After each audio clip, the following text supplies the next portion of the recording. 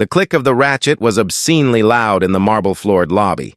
It was the sound of cheap steel and cold policy, and it echoed off the vaulted, hand-painted ceiling of the Willard Grand. "Sir, you need to remain calm." Dr. Elias Thorne was calm. He was preternaturally calm. He held his hands behind his back, feeling the bite of the cuffs. "I am calm, officer. Don't take that tone with me."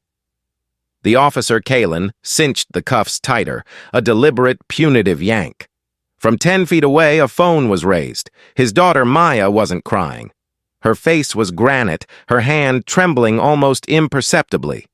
The red light was on. The air in the Willard Grand lobby was expensive. It smelled faintly of old money, dried hydrangeas, and the lemon oil polish used on the rosewood paneling. It was an atmosphere designed to insulate, to soothe, to whisper to its clientele that the chaos of the outside world could not touch them here. Until, of course, it did.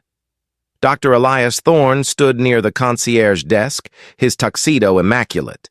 He and Maya were waiting for their car, a private transport arranged by the conference. Just 10 minutes ago, he had been on a podium in the hotel's grand ballroom, accepting an award on behalf of his research team to a standing ovation from 300 of the world's top neurological specialists. Now, he was a suspicious individual. The two officers, Kalen and Rook, had materialized from the revolving doors not with a siren's wail, but with the quiet, purposeful stride of men who believed they owned every space they entered. Kalen was the talker. He was built like a vending machine, with a florid face and eyes that seemed perpetually narrowed in suspicion. Rook was younger, silent, his gaze flickering between Elias, the soaring ceiling, and the pearl-clutched horror of the few wealthy patrons witnessing the scene. "We got a call, sir," Kalen had begun, his hand already resting on his holstered weapon. "A guest reported a man matching your description causing a disturbance." "A disturbance?" Elias's voice was deep, measured. The voice he used to explain a high-risk glioblastoma removal to a terrified family. "We have been standing here speaking quietly for 3 minutes." "That's not what we heard. We heard raised voices. Harassment." Kalen's eyes swept over Elias, cataloging. The tuxedo, the silk tie, the dark skin. The cognitive dissonance in the officer's head was almost palpable. The uniform didn't match the man. "That's impossible," Maya said, her voice sharp. At 17, she possessed her father's precision, but not his patience. "We were talking about his speech. Ask him." She pointed at the hotel manager, a thin, bird-like man named Davies, who was hovering near a potted palm, wringing his hands. Davies flinched. "The guest was insistent, miss. They said the gentleman was agitated and looming near the elevators." "Looming," Elias repeated. The word hung in the opulent air, foul and heavy. He was 6'2". He was a black man. In the Willard Grand, this apparently constituted a public menace. "See?" Kalen smiled, a small, tight motion. "Agitated. Looming. Sounds like cause for concern to me. Sir, I'm going to need to see some identification." "Of course." Elias reached slowly for the inside pocket of his tuxedo jacket. "Whoa, hold on." Kalen's hand snapped to his weapon. "Keep your hands where I can see them. Tell me what you're reaching for." "I am reaching for my wallet, as you requested." Elias paused, his hand frozen mid-air. This was the dance. He knew the steps. He had taught them to his son and to Maya. "Keep your hands visible. Announce every move. De-escalate. Survive." "Let me get it," Kalen said. He stepped forward, violating Elias's personal space. The smell of cheap coffee and chewing tobacco rolled off him.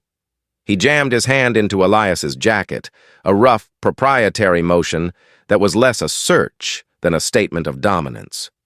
He pulled out the wallet, a simple, worn black leather fold.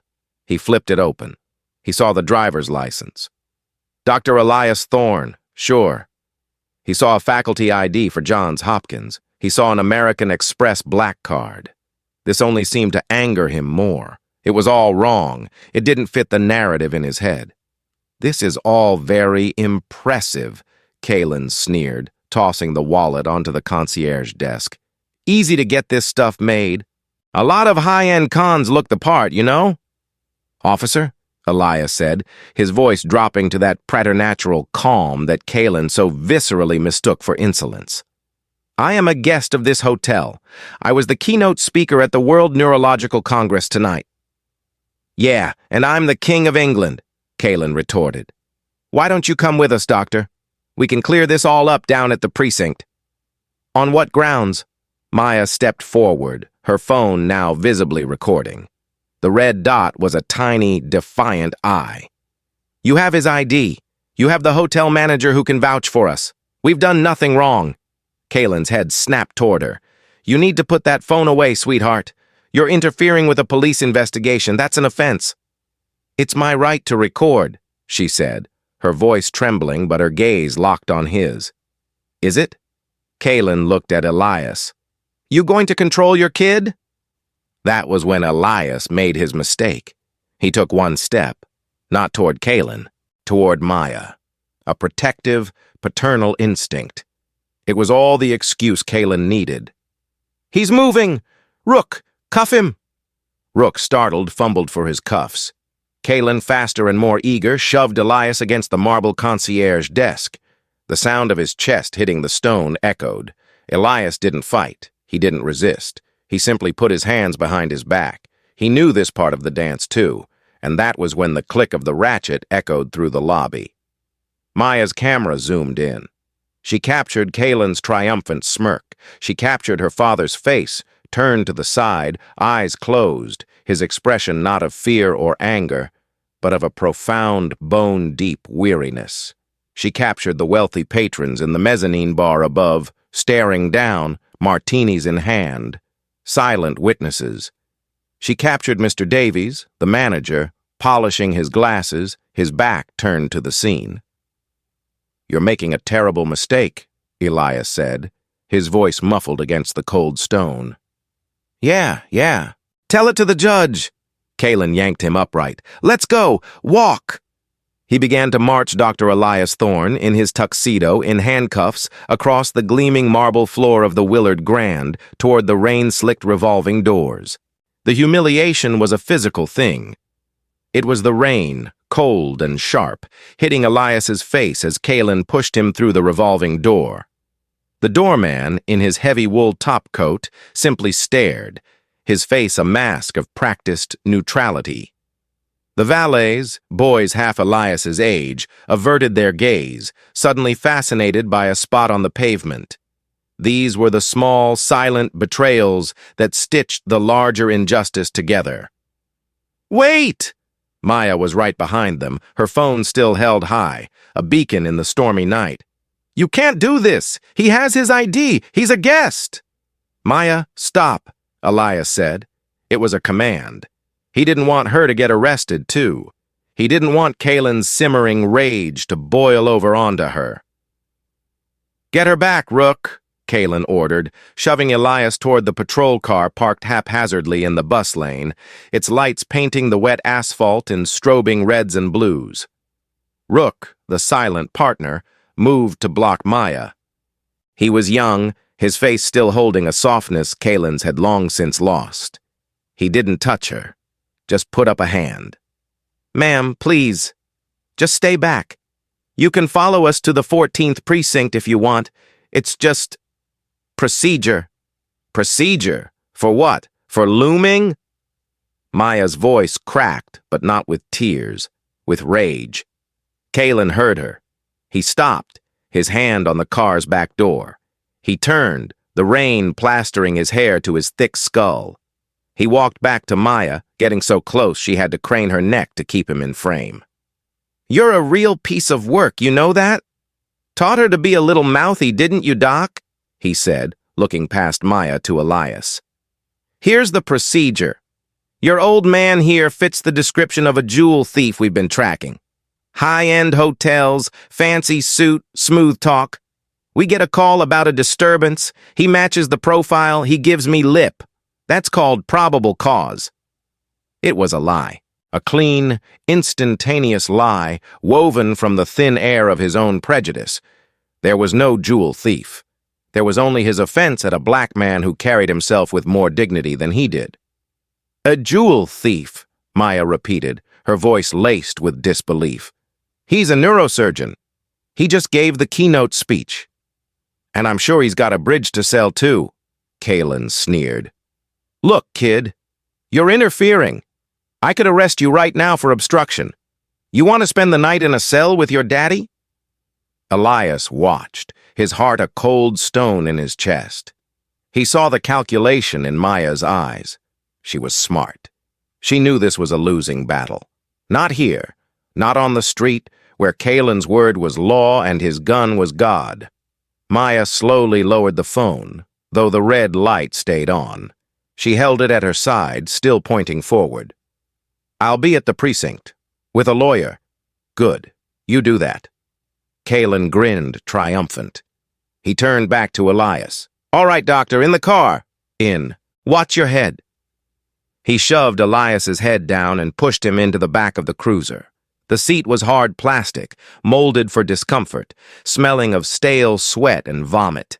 The door slammed, a final hollow sound. Kalen got in the driver's seat. Rook slid into the passenger side, pointedly not looking at Elias in the rearview mirror. He looked at his lap. He looked at the rain. He looked anywhere but at the man in the back. As the car pulled away, Elias watched Maya through the water-beaded cage. She wasn't scrambling for a cab.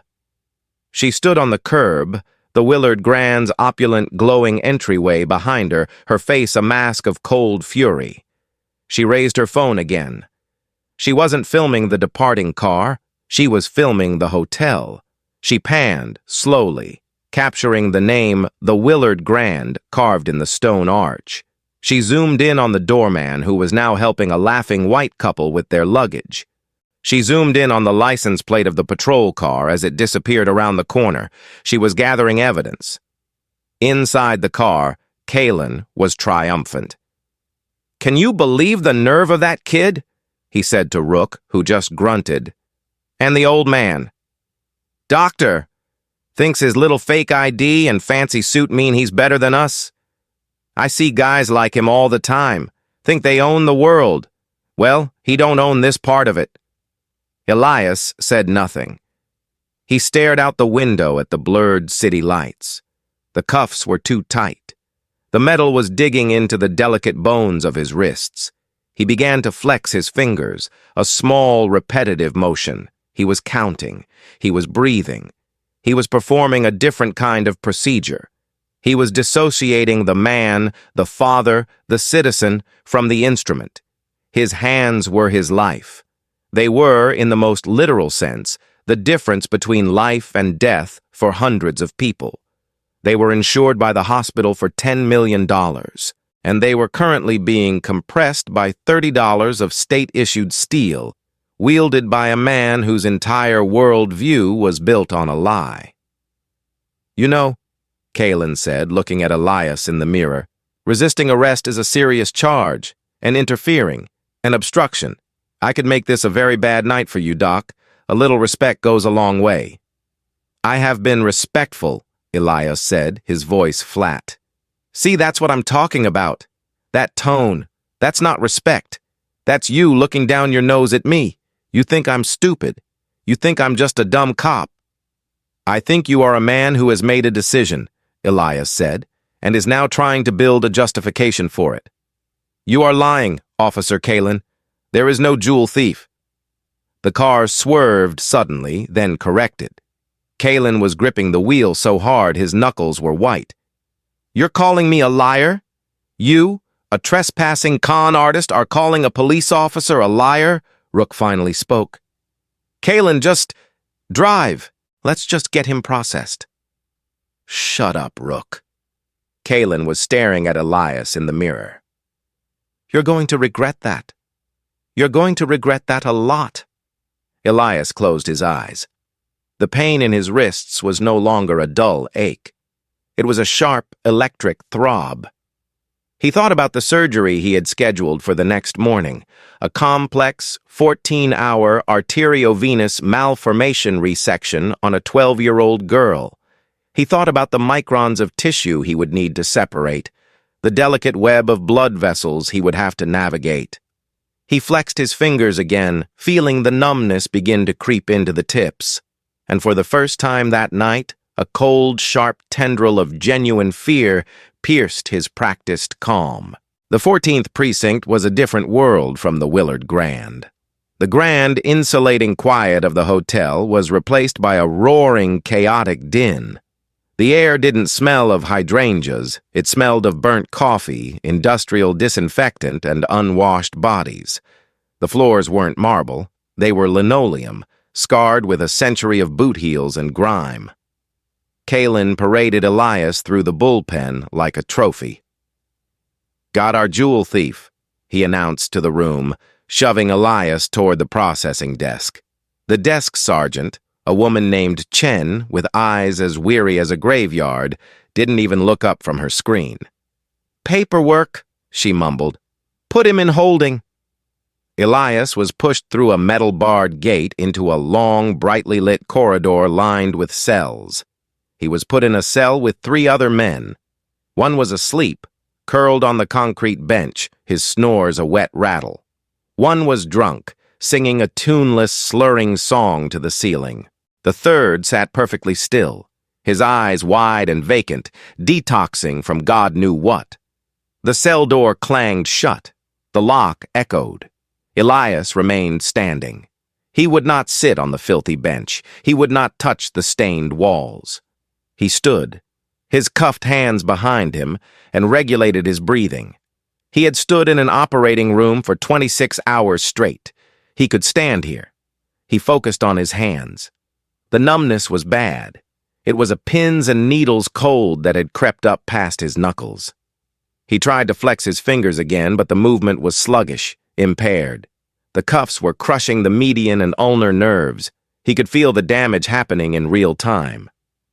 "Hey, officer!" he called, his voice calm but loud enough to carry. "Officer Kalen!" He heard Kalen's laughter from the bullpen. "What, Doc? Need a pillow? A mint?" "These cuffs are too tight," Elias said, his voice void of all emotion. "My hands are numb. I am a surgeon. You are causing permanent nerve damage." This, for some reason, struck Kalen as hilarious. "Oh, now he's a surgeon again, and I'm causing nerve damage. You hear this, Rook?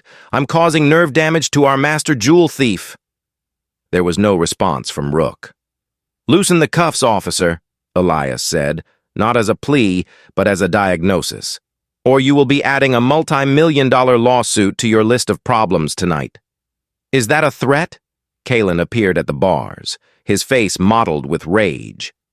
"You threatening me, you piece of scum?" He unhooked his keys, unlocked the cell, and stalked in. The other men in the cell recoiled, flattening themselves against the far wall. Kalen got in Elias's face. "You think you're so smart? You think you're better than me? You come into my city, into my precinct, and you threaten me." "I am stating a medical fact," Elias said, refusing to back up. "You are injuring me. I need you to loosen these cuffs."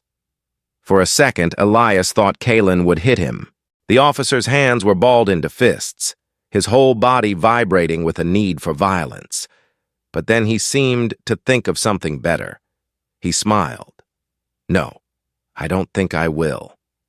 He leaned in, his voice a conspiratorial whisper. "In fact..." He grabbed the chain between the cuffs and gave it a vicious, final yank, ratcheting them one click tighter. An involuntary gasp of pure, white-hot pain escaped Elias's lips. It was the only sound he'd made. "There," Kalen said, satisfied. "Let's see you do your surgery now." He stalked out, slammed the door, and locked it. "Have a good night, doctor."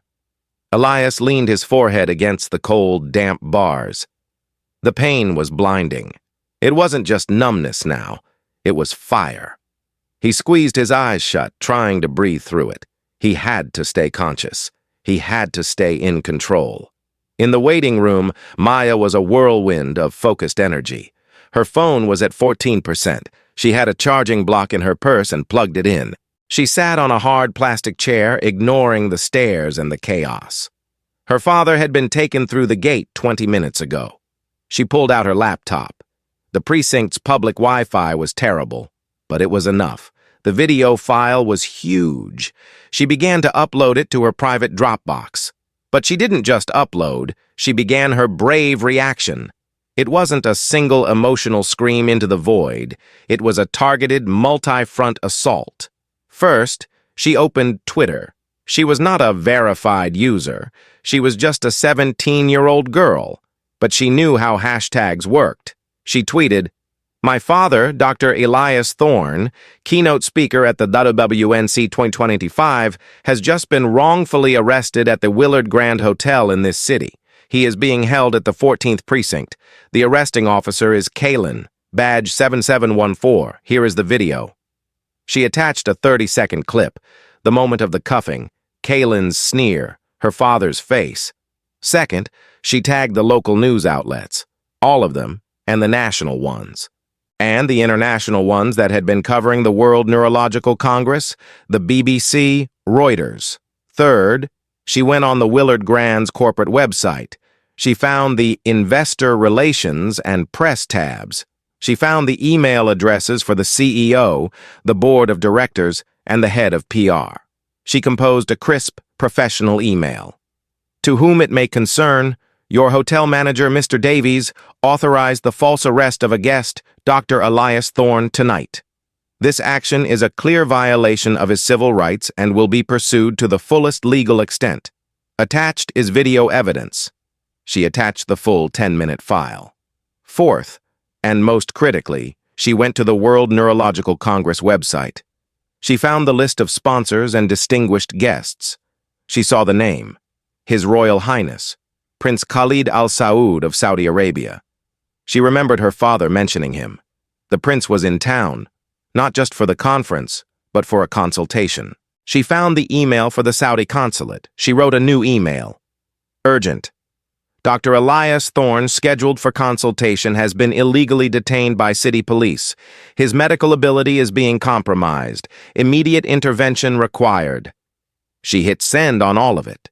Then she looked up and saw a lawyer her father knew from the hospital board walking in. She had called him from the curb. "Maya? What in God's name is—" "Mr. Hassan, thank you for coming. They have my father, Officer Kalen, badge 7714. They're claiming he's a jewel thief. He's been in there for 30 minutes. Hassan, a sharp, impeccably dressed man, took one look at her face, and his entire demeanor hardened. "All right, sit tight. I'll have him out." "Mr. Hassan," she said as he turned to the desk, "they cuffed him. Really tight. He said he was worried about his hands." Hassan stopped. He understood. This wasn't just a wrongful arrest. This was an attack on the man's entire being. He turned to Sergeant Chen.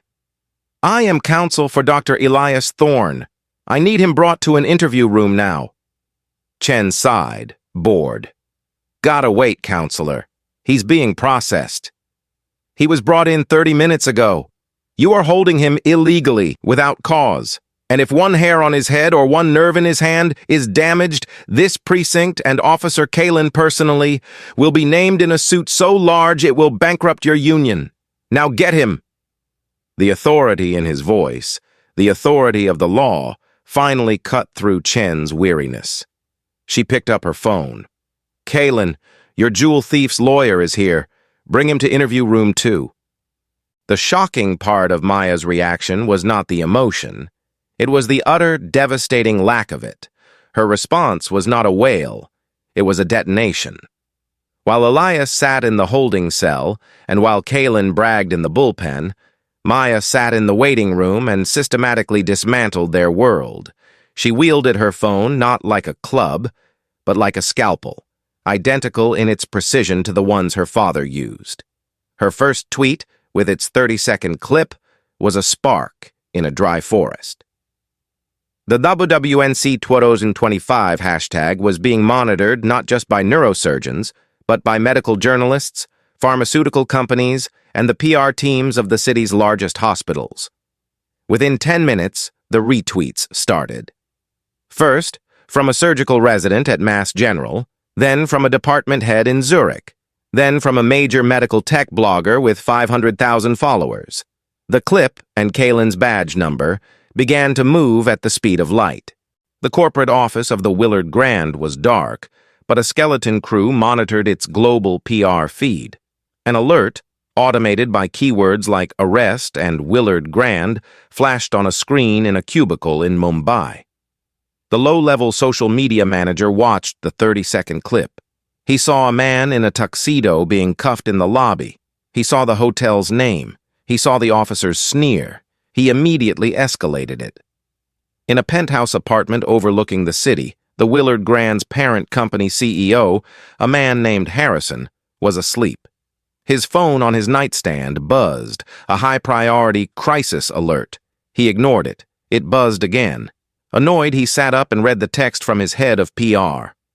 "Sir, we have a code red situation at the flagship. A guest was arrested in the lobby. There is video. It looks very bad." Harrison's blood ran cold. He opened the email from Maya. He saw her name, Maya Thorne, and her professional, icy tone.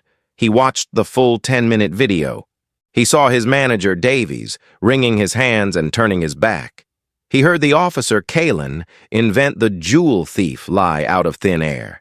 And he heard Dr. Thorne's calm, measured voice. He knew that voice. He'd read about that man.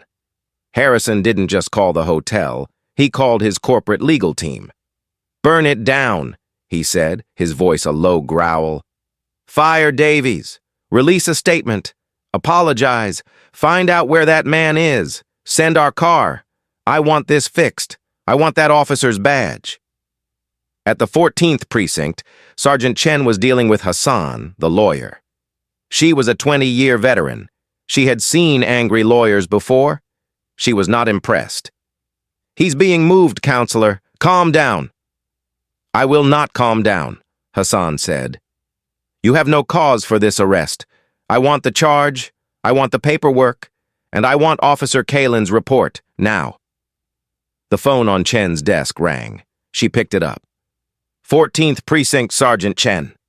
A voice, crisp and sharp, came through the line. "This is Deputy Mayor Abramson. I'm calling on behalf of the mayor's office. What in God's name do you have Dr. Elias Thorne in a cell for?" Chen's blood pressure, which had been steady for her entire shift, spiked. The deputy mayor. "Sir, I have an officer-involved arrest. One moment." She put him on hold, her face pale. She looked at Hassan. "Who did you call?"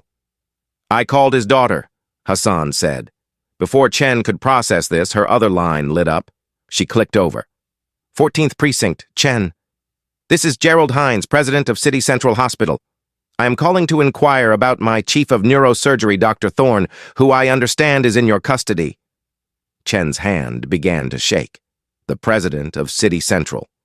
"Sir, he is being processed." "Processed for what? He was the keynote speaker at the WNC. Is this a joke?" "No, sir, Her first line flashed again. The deputy mayor. Her other line lit up. A new call. She clicked it. "Chen, this is the front desk, Sergeant. The police commissioner is on his way down. He's 5 minutes out, and he is not happy." Chen slammed the phone down. The entire bullpen had gone silent. Everyone was staring at her. She looked at Hassan. She looked at Maya, who was sitting quietly in the corner, her face illuminated by her laptop screen. "Kalen!" Chen roared, her voice cracking. "My office! Now!" Kalen swaggered over from the coffee machine, a smug look still on his face. "What's up, Sarge? Lawyer giving you trouble?"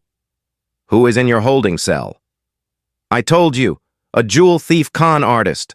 Calls himself Doctor." "His name is Dr. Elias Thorne." "Yeah, sure, and He is the chief of neurosurgery at City Central. The deputy mayor is on line 1. The president of the hospital is on line 2.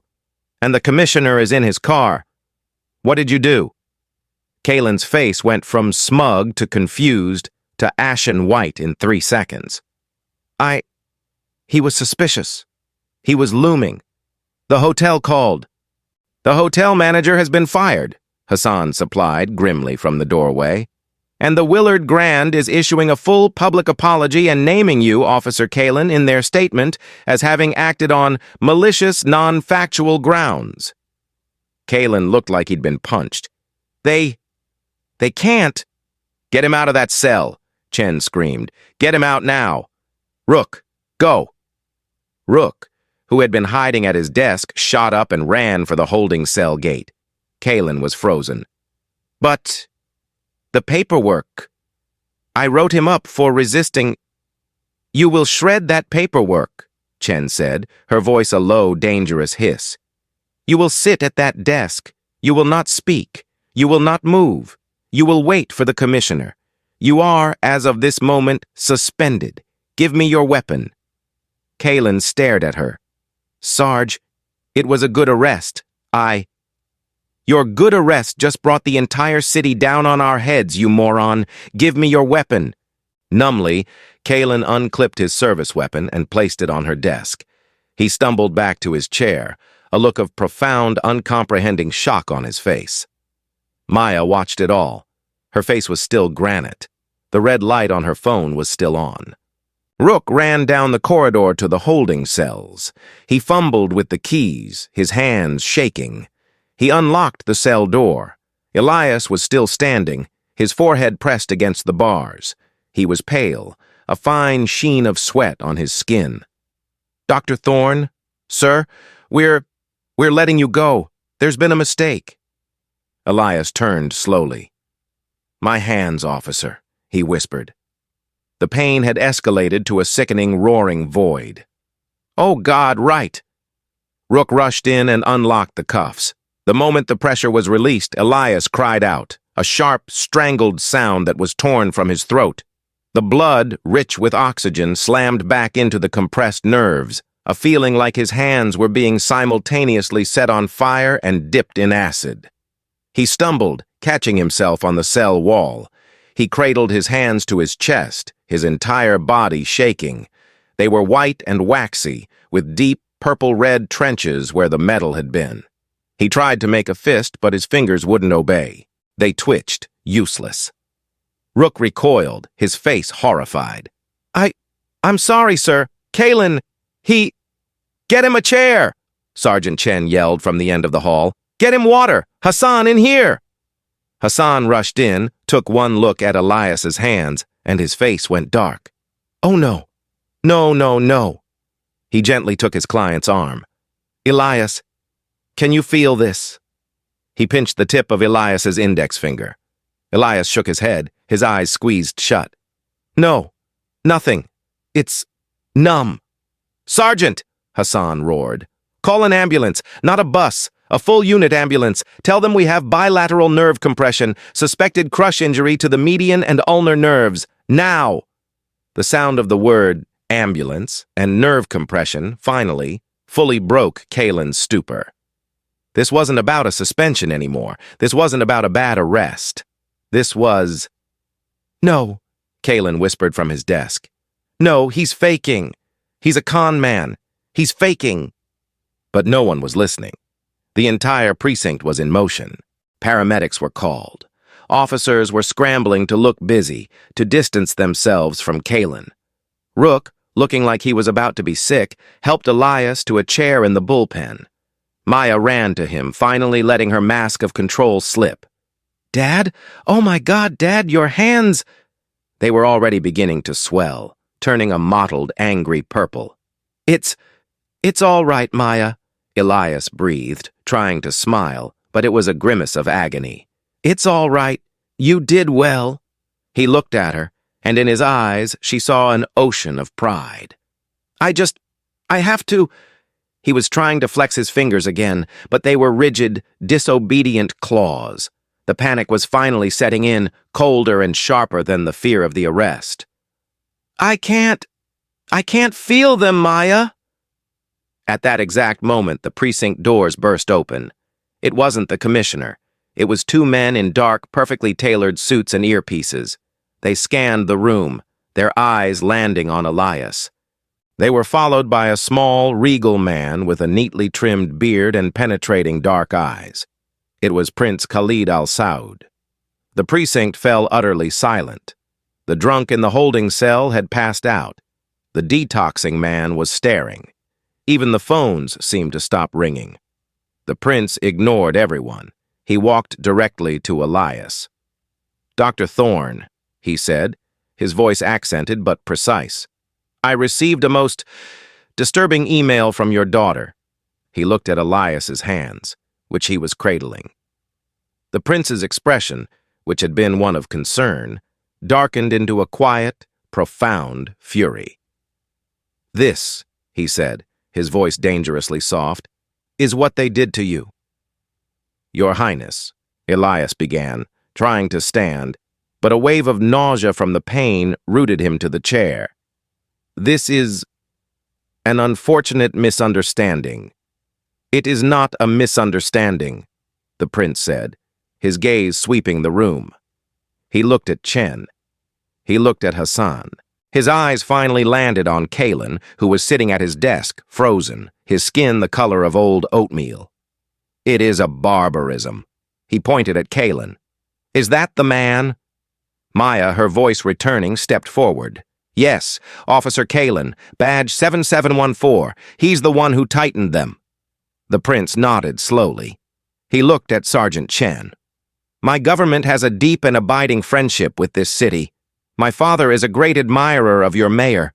But my father is also a great admirer of this man," he gestured to Elias. "Dr. Thorne is not just a guest in your city. He is a guest of my nation. He is here at my personal request to perform a critical operation on a member of my staff.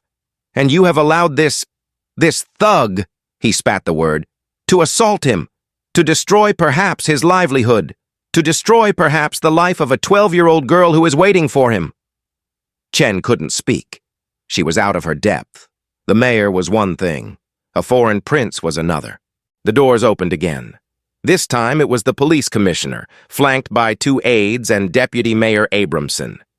They saw the prince, and they stopped dead. "Your Highness," the commissioner said, rushing forward, his hand outstretched. I am deeply, profoundly sorry. This is an outrage. I was just informed." The prince did not take his hand. "Your apologies are noted, Commissioner. What is not noted is justice." He pointed again at Kalen. "This man committed a crime. Not just against Dr. Thorne, against your city, against medicine, against humanity. I expect him to be treated as such." The commissioner looked at Kalen with a gaze so cold it could have frozen fire. "Kalen, stand up. You are under arrest for aggravated assault and reckless endangerment." Kalen stood up, his legs buckling. "Sir, it was a misunderstanding." "You," the commissioner said to Rook, "cuff him."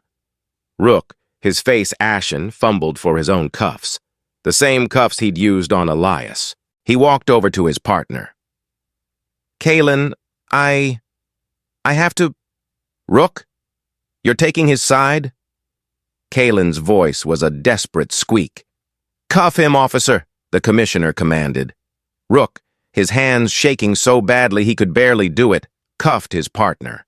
The sound of the ratchet, that same obscene click, echoed through the bullpen.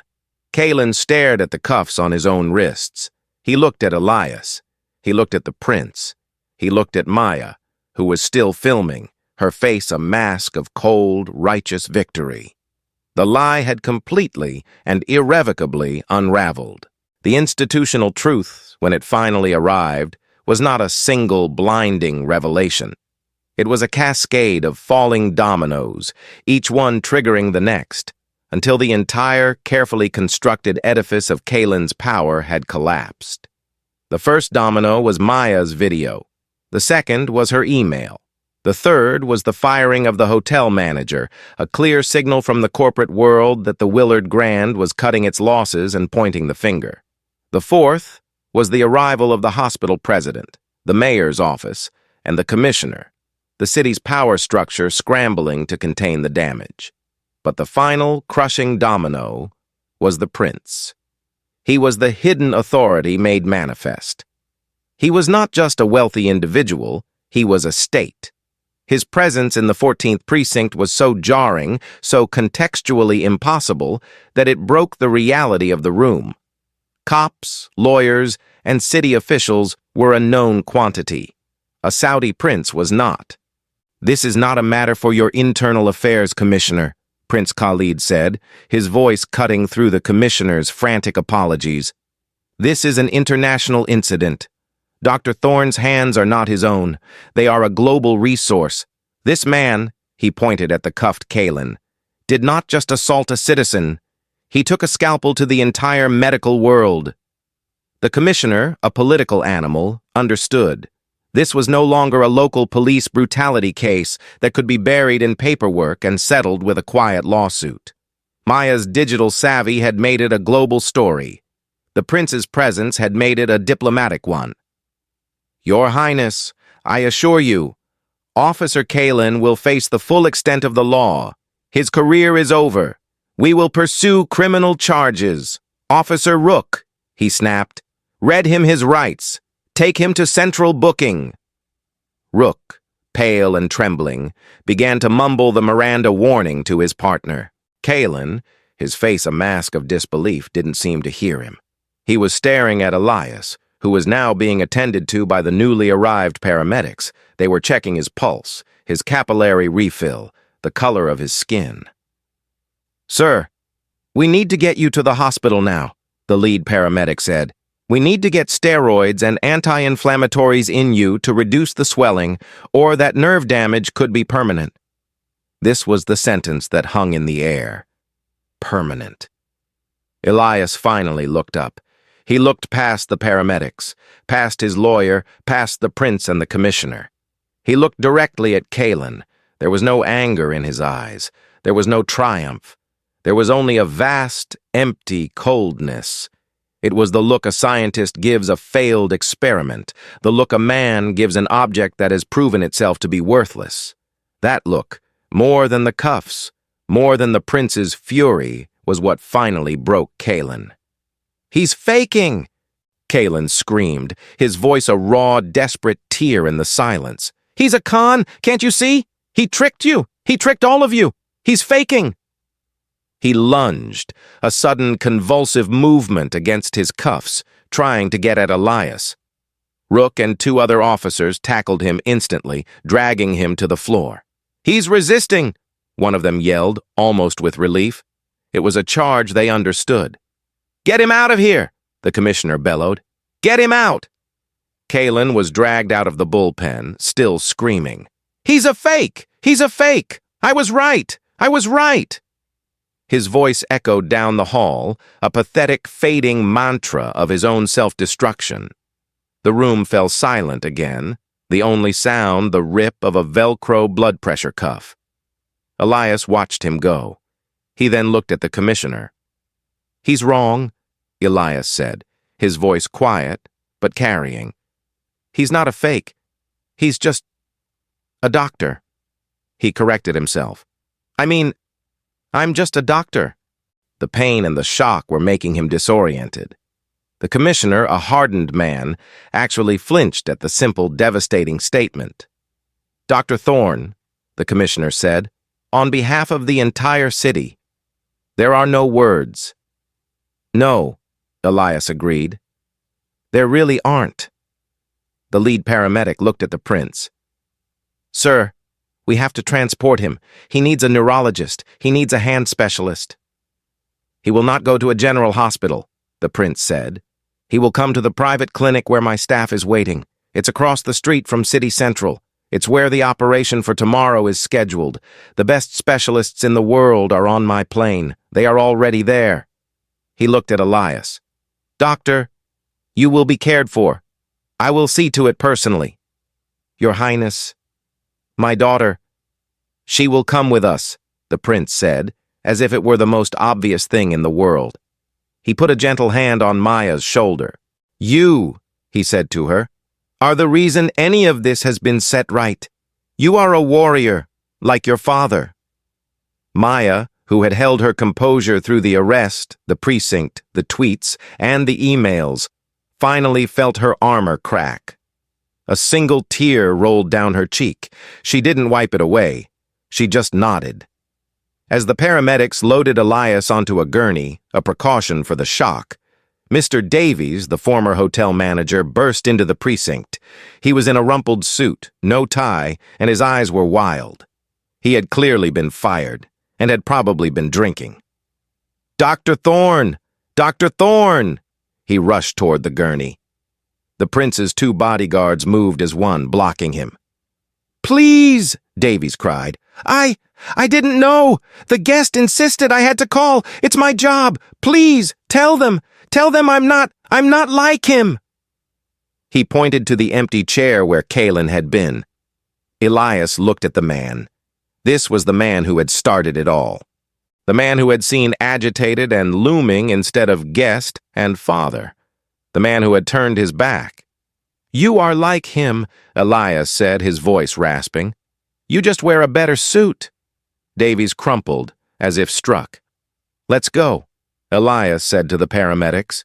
They wheeled him out of the 14th precinct, past the staring officers, past the shell-shocked Sergeant Chen, past the groveling Mr. Davies.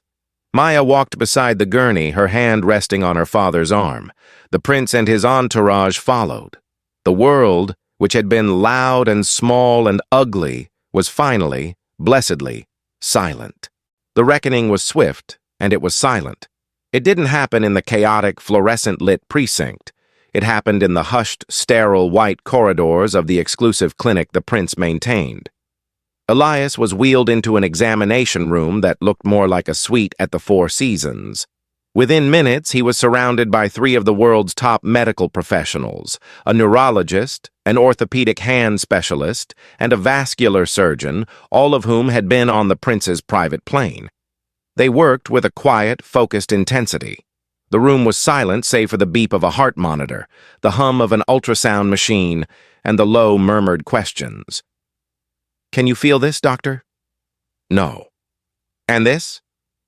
A dull pressure. "Wiggle your thumb."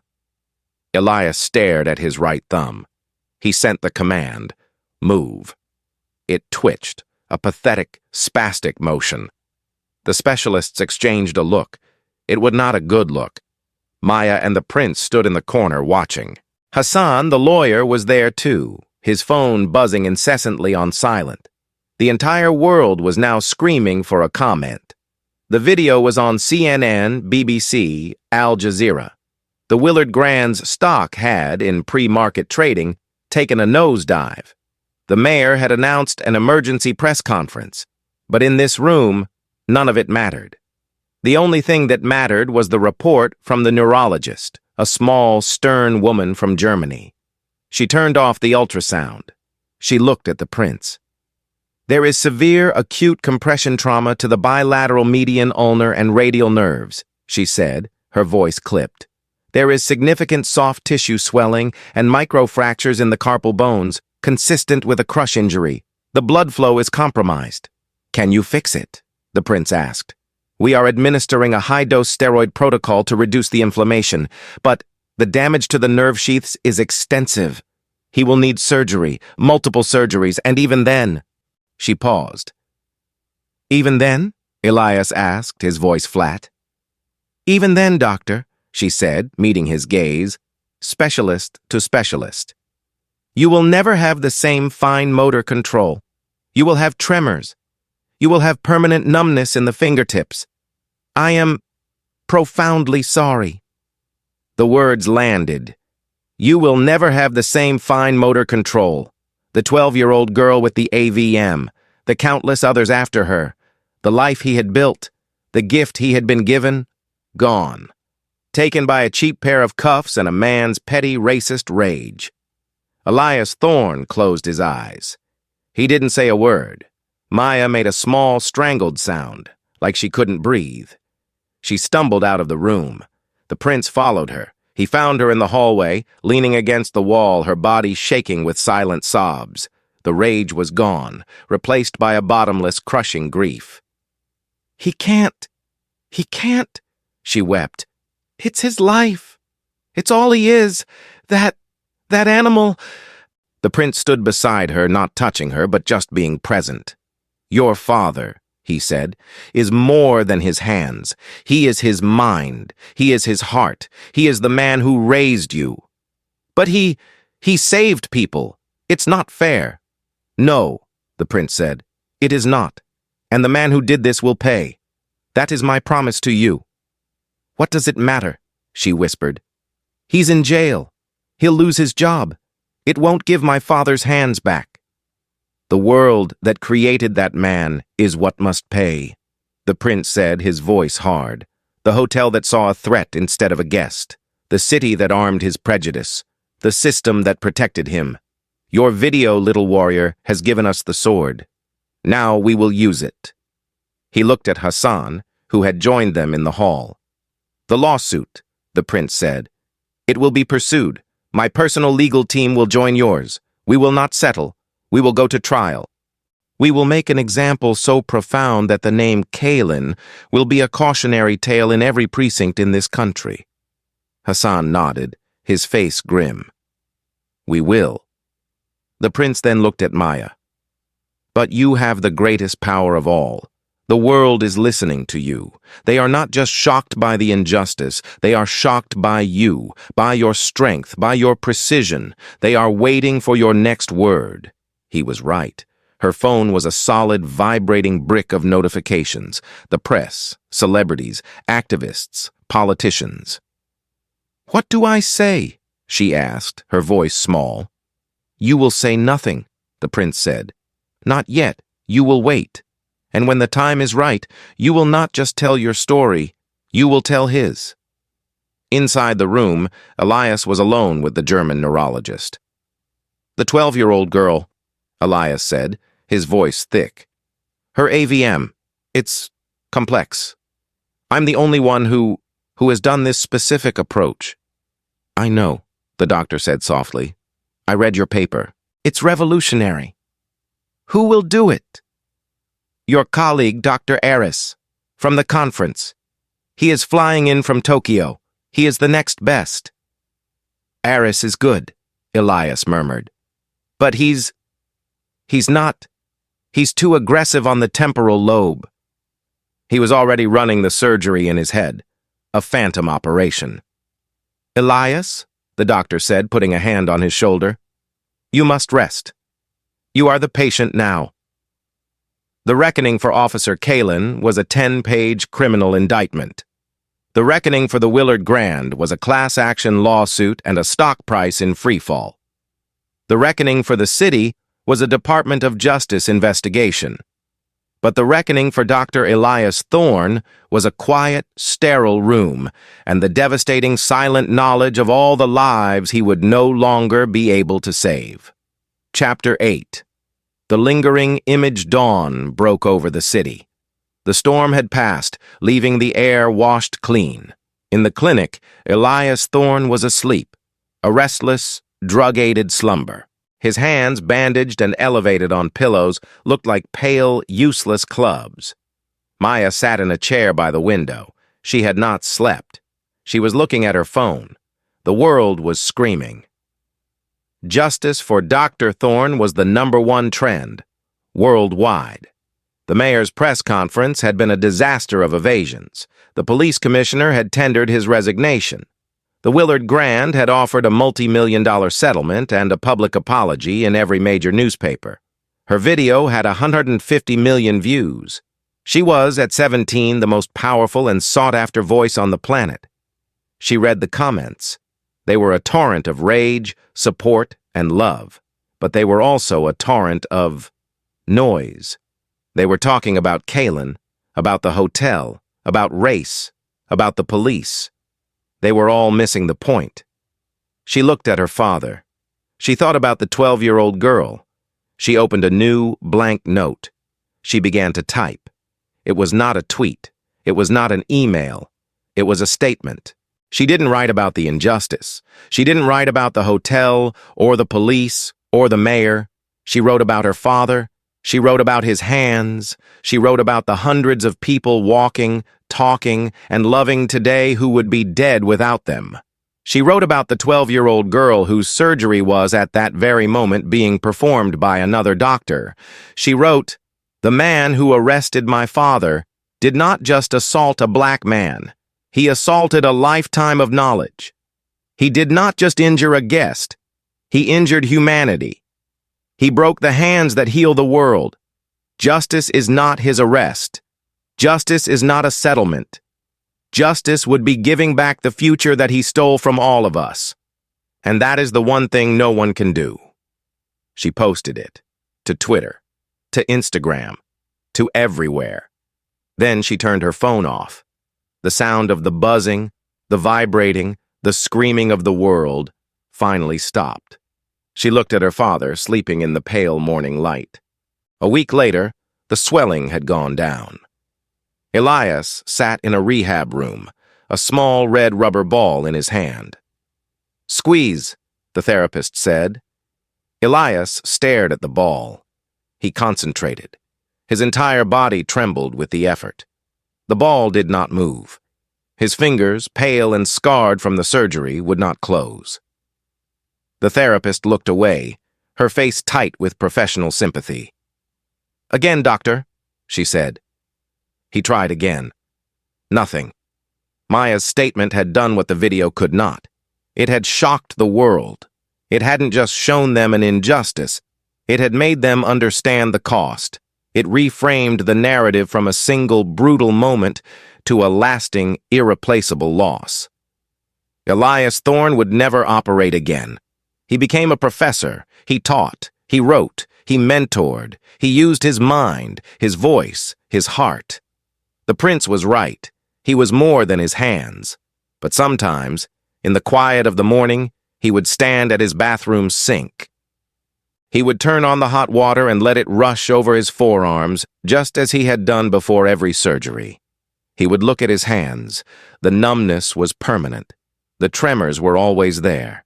They were the hands of a man who used to hold the human brain like a prayer. And he would close his eyes and try to remember just for a second what it felt like to be able to make a fist.